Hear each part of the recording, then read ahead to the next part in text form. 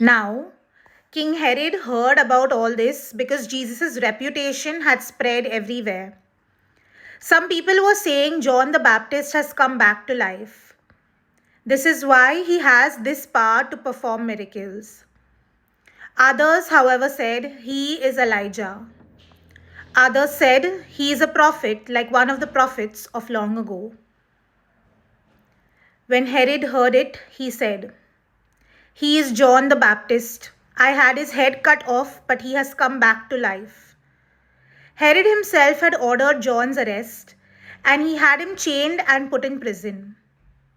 Herod did this because of Herodias, whom he had married, even though she was the wife of his brother Philip. John the Baptist kept telling Herod, "It isn't right for you to be married to your brother's wife." So Herodias held a grudge against John and wanted to kill him. But she could not because of Herod. Herod was afraid of John because he knew that John was a good and holy man, and so he kept him safe.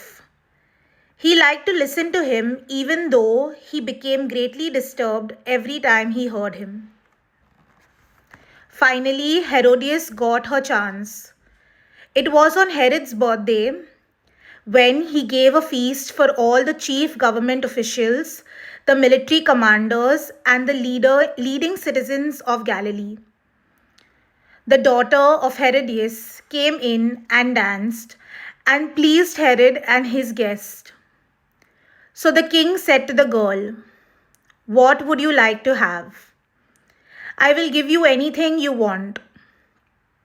With many vows, he said to her, "I swear that I will give you anything you ask for, even as much as half of my kingdom." So the girl went out and asked her mother, "What shall I ask for?" "The head of John the Baptist," she answered.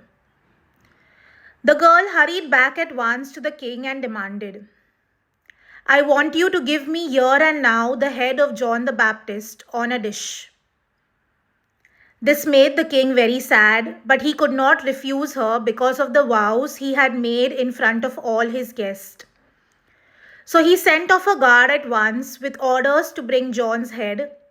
The guard left, went to the prison, and cut John's head off. Then he brought it on a dish and gave it to the girl, who gave it to her mother. When John's disciples heard about this, they came and took away his body and buried it.